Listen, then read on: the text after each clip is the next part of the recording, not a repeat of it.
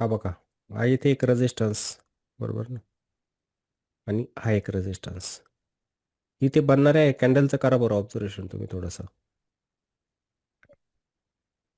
आता त्या strong candle बनण्यामागचं logic काय ते पकडायचं. इथे ह्या मोठ्या कॅन्डलच का बनताय? मग हा हे तर फ्युचरचा चार्ट बघतोय आपण. हे फक्त एक शिकण्यासाठी फक्त. तो स्टॉक पण असू शकतो मग एखादा. आता इथे पण ही ब्रेकआउटची कॅन्डल बनलेली होती इथे. आता एवढा हा चार्ट बनला, याच्यामध्ये तुम्हाला मोठी कॅन्डल दिसणार नाही कोणतीच, बुलिश किंवा बिअरिश पण. पण जिथे जिथे प्राइसने ब्रेकआउट दिलेला आहे, ही एक ब्रेकआउटचीच लेवल होती, रेजिस्टन्सचा ब्रेकआउट. इथे पण बघा, इथे पण हा पण ब्रेकआउट होता, बरोबर. त्यानंतर इथे पण एक रेजिस्टन्सचा ब्रेकआउटच आहे. या प्रत्येक ब्रेकआउटला बनणारी कॅन्डल ही स्ट्रॉंग बुलिश कॅन्डल आहे.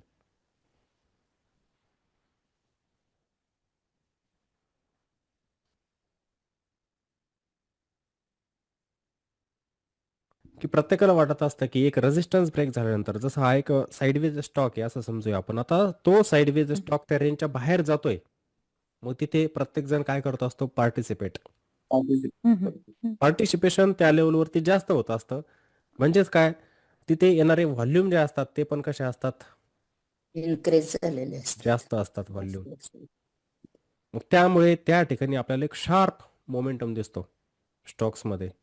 तिथे मग एखादा इंडेक्स असू द्या, काही असू द्या, तिथे स्टॉक्स किंवा इंडेक्स पण असू द्या, त्या ठिकाणी आपल्याला एक शार्प अप मूव्ह बघायला मिळत असतो बघा. बाहेर काय करतोय, एक सेलर काय करतोय, कोणत्या लेवलवरती तो काय करेल, त्याचंच ऑब्झर्वेशन आपल्याला नाही या चार्टवरती करायचं असतं. मग तुम्ही जेव्हा पण तुमच्या समोर असा एखादा चार्ट ठेवतात, त्याच्यावरती ह्याच गोष्टींचं तुम्ही ऑब्झर्वेशन केलं पाहिजे. एक तर त्या स्टॉकमध्ये चालू असलेला ट्रेंड कोणता आहे, तो तुम्ही बघायला हवा. म्हणजे तुम्ही ट्रेंडला फॉलो करताय का? त्याच्यानंतर त्याच्यामध्ये बघत असणारे तुम्ही सपोर्ट आणि रेजिस्टन्स असतात. Support, resistance. रेजिस्टन्सला प्राइसची काय ॲक्टिव्हिटी होते, तिथे एक पुन्हा रेजिस्टन्सचा ब्रेकआउट पण मिळू शकतो. जसं इथे ब्रेकआउट मिळाला होता, बरोबर. त्यानंतर इथे पण एक ब्रेकआउट मिळाला होता. अशा पद्धतीचं हे स्ट्रक्चर, हे पकडायचं. पण इथे अजून ऑब्झर्वेशन करू शकतो आपण की इथून जी सेलिंग येणारी होती ना, ती शार्प नाहीये. इथे बघा 5, 10, 15, 20 मिनिटांच्या हे कॅन्डलचं ऑब्झर्वेशन करा बरं इथं. यांना बघा, त्याला आपण कॉन्सोलिडेशन असं म्हणतो. आता हे 4 कॅन्डल जे बनलेले आहे ना, इथे 5-5 मिनिटांचे, 4-5, 5, 10, 15, 20, आता ही 25 मिनिटे होत आहे. इथं या सिल्वर फ्युचरमध्ये काय होतंय? हा चार्ट फक्त आपण हे काय चार्ट रीडिंग करतोय हां. थांबतंय ते. जर सेलिंग व्हायची असती, इथून पुढे होऊ शकते, सांगता येत नाही. मार्केट सुप्रीम असतं नेहमी. पण थांबताना दिसतंय आपल्याला त्या रेझिस्टन्स लेव्हलला. यायला ते इथून पण शार्प खाली येऊ शकतं. मग ते शार्प खाली आलं तर आपण म्हणत असतो, चार्ट पॅटर्न जे असतात प्राईसचे, त्याच्यात शिकतो बघा आपण एक डबल टॉप फॉर्मेशन, की एक शार्प अपट्रेंड नंतर तसा एक पॅटर्न आपल्याला एकदम टॉपला दिसतोय, आहे की नाही? इथे हे जे स्ट्रक्चर बनत चाललेलं आहे प्राईसचं कोणतं आहे? अपट्रेंडमध्ये एम प्राईसचं पॅटर्न. स्ट्रक्चर अप कोणतं ट्रेंड. बनतं? हायर हाय, हायर लो बनवत प्राईस वरती जात असते. जसं आता इथे स्ट्रक्चर दिसतंय ना आपल्याला हे. हे बघा, हा चार्ट आहे आपल्याला परफेक्टली दिसतोय का आता? ही जे स्ट्रक्चर इथून बनत चाललेलं आहे, बरोबर. हे अशा पद्धतीचं म्हणजे प्राईस आपले प्रिव्हियस हाय ब्रेक करायला लागलेली, लो ब्रेक होत नाही इथे. इथे पण बघा, या हायला ब्रेक केलं, इथे एक हाय बनवला, पुन्हा खाली येते प्राईस, इथे लो बनवला. पण या प्रिव्हियस लो पर्यंत प्राईस पोहोचली का? नाही. इथे पण बघा, आता हा हाय इथून बाउन्स घेतलाय, प्राईस इथे थांबते आता, पण लो ब्रेक केलेलं नाही अजून. म्हणजे हे स्ट्रक्चर हे अजूनपर्यंत हे अप ट्रेंडच आहे. आपण याला म्हणणार अप ट्रेंड, की हे मार्केटचं अप ट्रेंडचं स्ट्रक्चर आहे. आणि तिथून जर ब्रेकआउट दिला, समजा इथे आपल्याला एखादी बुलिश कॅन्डल जर दिसली इथे, काय होईल इथे? Trend continuation. Trend trend continue. Continuation होईल. Up trend continuation.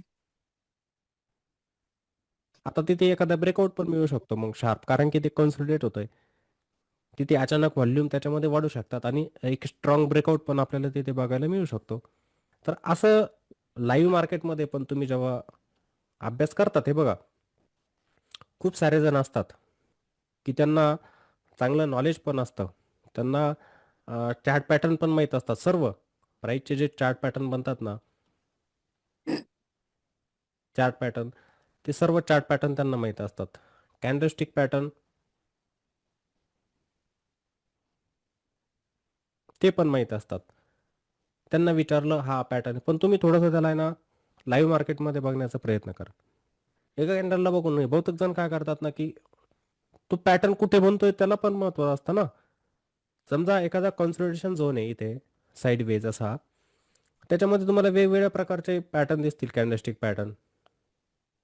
ते पकडून नाही चालणार. तुम्हाला ते ओव्हरऑल मार्केट बघावं लागेल, की कोणत्या ट्रेंडने ते जातंय. कुठे तो पॅटर्न बनला पाहिजे. तो माझ्यासाठी चांगलं काम करेल. असं नसतं, की तुम्ही प्रत्येक वेळेला फक्त एक कॅन्डल घेऊन बसले आणि म्हटले, की मार्केटमध्ये असं-असं होऊ शकतं. नाही, तसं होत नाही कधी. जसं आता हीच आहे प्राईस. हा जो चार्ट इथे बनलेला दिसतोय आपल्याला, बरोबर? इथे. समजा हा रेझिस्टन्सचा ब्रेकआउट दिला होता ना प्राईसने.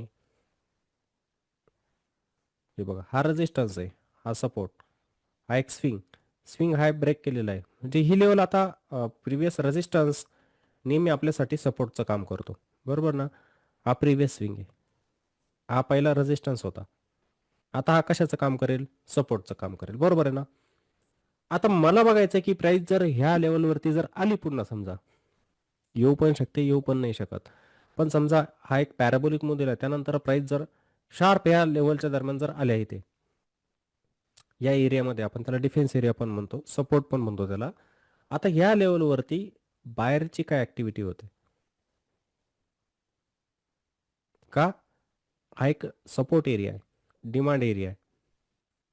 मग मला तिथे कॅन्डलस्टिक पॅटर्न बघायचे असतात, की इथे मला काही बुलिश प्राइस एक्शन दिसते का? म्हणजे ह्या लेव्हलला आल्यानंतर बायर्स ॲक्टिव्हेट होत आहे का? ते बघायचंय. काय असतं ना, की लोकांची ऑब्झर्वेशनची कमी. खूप जण मार्केटमध्ये हेच ऑब्झर्वेशन करण्यासाठी चुकतात.